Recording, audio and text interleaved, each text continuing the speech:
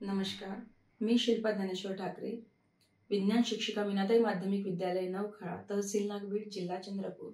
आज आपण या शैक्षणिक व्हिडिओमध्ये बघणार आहोत वर्ग 10चं प्रकरण 9 कार्बनी संयुगे।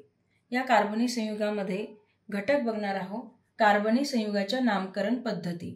कार्बनी संयुगाच्या नामकरण पद्धती दोन आहे, एक आहे सामान्य पद्धती आणि दुसरी आहे IUPAC नामकरण पद्धती।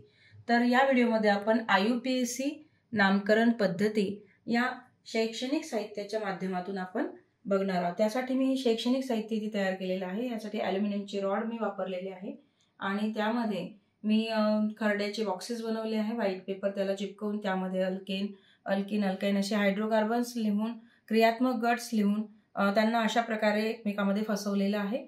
आणि हे IUPAC नॉमिनिक्लेचरसाठी हा मी शैक्षणिक साहित्य इथे बनवलेलं आहे।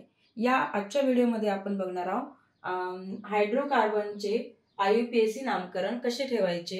हायड्रोकार्बन म्हणजे उदाहरणार्थ अल्केन, अल्केन म्हणजे सिंगल कार्बन कार्बन हा एकेरी बंध असतो।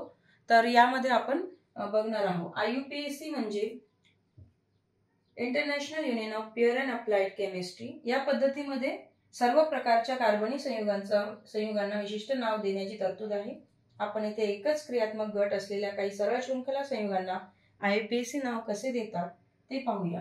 कोणत्याही कार्बनी संयुगांना IUPAC नावाचे 3 घटक असतात, जनक, उपसर्ग आणि प्रत्यय। तर त्यांना उपसर्ग, जनक आणि प्रत्यय या क्रमाने लिहितात। एखाद्या संयुगाला जर IUPAC नाव द्यायचं असेल तर सरळ शृंखला संयुगाचे रचनासूत्र प्रथम लिहायचे असते आणि त्यातील कार्बन अणूंची संख्या आपल्याला मोजायची असते। उदाहरणार्थ मी इथे अल्केन घेतलेलं आहे, अल्केन। तर हे स्ट्रक्चर आहे अल्केनचं। अगोदर स्ट्रक्चर लिहून घ्यायचं आणि त्यानंतर सरळ शृंखला संयुगातील जे कार्बन अणूंची संख्या आहे, लांब शृंखलेतील त्या कार्बन अणूंची संख्या आपण मोजायची आहे। आपण ती संख्या दोन्ही टोकांनी मोजू शकतो।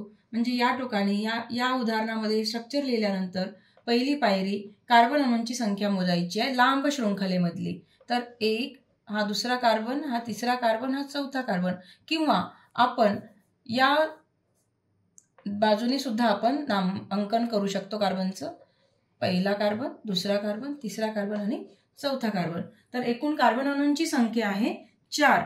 4 संख्या आल्यामुळे जनक अल्केन आलेला आहे ब्युटेन। यावरून IUPAC नाव आलेलं आहे N ब्युटेन, कारण की तो सरळ शृंखलेमध्ये असल्यामुळे त्याला N ब्युटेन असे आपण म्हणतो। तर समजा तोच खालच्या साईडला आपण घेतला असता एखादी घटक तर तो I ब्युटेन असा आला असता। त्यानंतर दुसरं उदाहरण तेच आपण आता शैक्षणिक साहित्याच्या माध्यमातून N ब्युटेन कसा काढायचा, तर N ब्युटेनचं सूत्र कसं तयार करायचं, तर हा बघा CH3 single bond CH2 single bond CH2 single bond CH3। तर अशा प्रकारे आपण हे N ब्युटेनचं सूत्र तयार केलेलं आहे। त्यानंतर आपण बघूया अल्कीन। अल्कीन म्हणजे कार्बन कार्बन दुहेरी बंध। कार्बन कार्बन दुहेरी बंधामध्ये मी इथे उदाहरण घेतलेलं आहे प्रोपीनचं। प्रोपीन म्हणजे एक कार्बन, कार्बन अणूंची संख्या पहिली पायरी म्हणजे स्ट्रक्चर लिहून घ्यायचं आणि कार्बन अणूंची संख्या मोजायची 1 2 3, किंवा याही दिशेने आपण देऊ शकतो 1 2 3। तर कार्बन अणू आहे इथे 3। कार्बन अणू 3 असल्यामुळे जो जनक अल्केन झालेला आहे तो जनक अल्केन आहे प्रोपेन, कारण की कार्बन अणूंची संख्या 3 आहे म्हणून जनक अल्केन प्रोपेन झाला आहे। यावरून IUPAC नाव आपल्याला हा अल्कीन आहे, कारण की इथे क्रियात्मक गट जो आहे तो अल्कीनचा आहे। तर आपल्याला इथे क्रियात्मक गट लिहावं लागेल। हा अल्कीन आहे, क्रियात्मक गट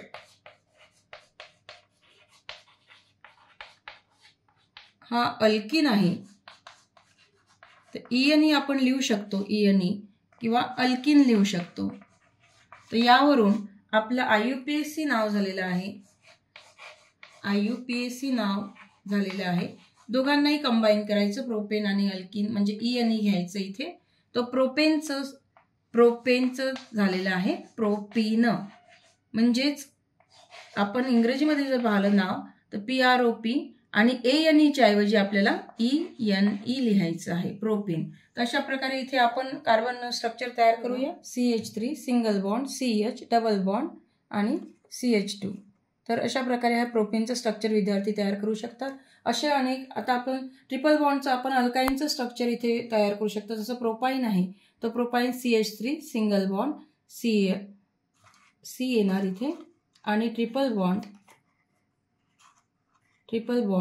CH.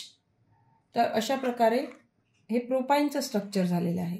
अल्काईन आपण म्हणतो त्याला. तर हा 3 कार्बन असल्यामुळे प्रोपाईनचं स्ट्रक्चर आहे.